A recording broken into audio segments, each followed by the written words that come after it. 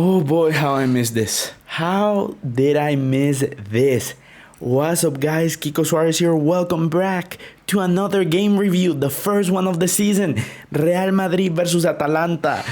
And what happened? Say it with me. Say it with me. Where's the badge? Real Madrid are your UEFA Super Cup champions. And we all saw him. It is real.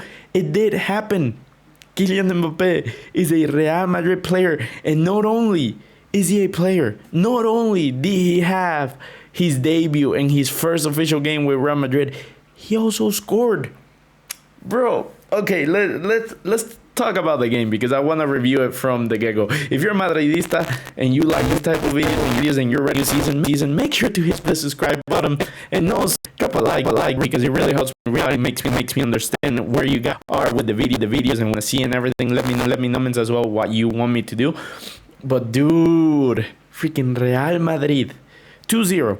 And after a first half, don't get me wrong, I was sketched out. I was not scared because the words never scared with this team unless it's like we're playing against a Manchester City, a Bayern Munich, a Arsenal, a big team. You know what I'm saying? Paris Saint-Germain with Kylian Mbappe. Now not so much, but back then it's always stressful, right? But that first half didn't annoy me because I was seeing the future. I was seeing what this team is gonna be being built off of. From the midfield is gonna create Jude, which I'm gonna get that in a second. Is gonna be one of the main outlets. Vinicius, Mbappe running in behind. Rodrigo is gonna be cutting in a little bit back to the midfield to get the ball and probably like create a little bit more. Carvajal and Mendy still flanking the outside lanes, whichever way you want to pronounce that, the overboard or the overlap.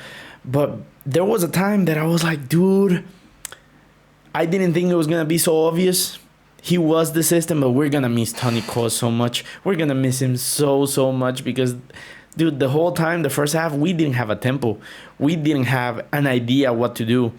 And the ball wasn't getting to Vini. Mbappe was doing amazing runs in behind. The ball was barely getting to him. Rodrigo was trying to do his best. I saw Vini at CDM at what point just trying to get the ball, trying to get involved.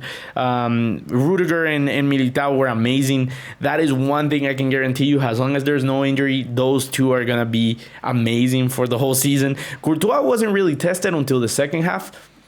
And what a save, by the way. That's it. That header by Lugman, I think. He has to expand in one second. Courtois, in one save, Courtois remind everyone why he's the best goalkeeper in the world. But then, I don't know what Ancelotti said. I don't know what he did in the locker room.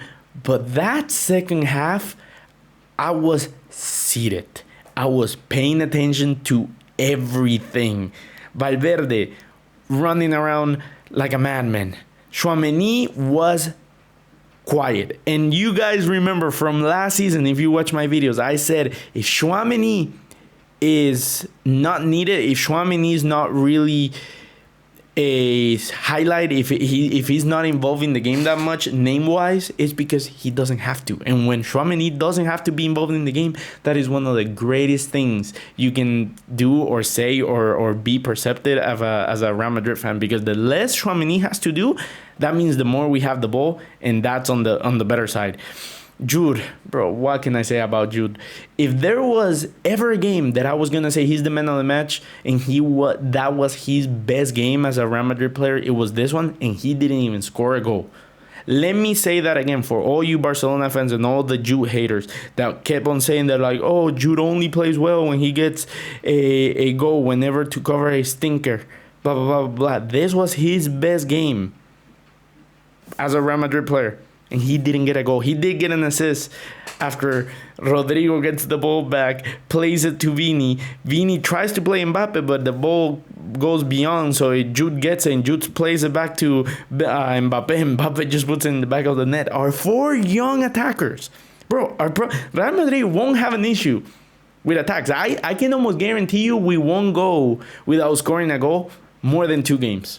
And that's because those 2 games are probably going to be against really, really good defensive teams. But we're going to score in every single game. I can almost guarantee that. And, it was insane. And also, Vini, that first half, like I said, it was frustrating. I was going to defend him when he got the yellow card, because I was like, bro, you have the right to complain because you didn't do a foul. Like, I don't understand why it was. But then the replay came about, and I don't think it was that strong. If he hadn't complained, I don't think he gets a yellow card. And that's still an issue that to this day, Vini doesn't understand. Like, if you don't see the referee go for the bucket, like go for a yellow card or for a card whatsoever, you're better off being quiet. It's like you're better off complaining once you get the yellow, right? Because once you get the yellow, fuck it, might as well complain. Might as well go all out and like put some pressure on the ref.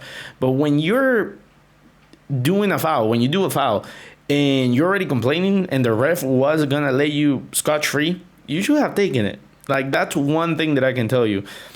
But besides that second half, Vini was doing whatever he wanted. Vini was so amazing attacking. That first goal, Vini get from God knows who, maybe I don't know who gives him the ball.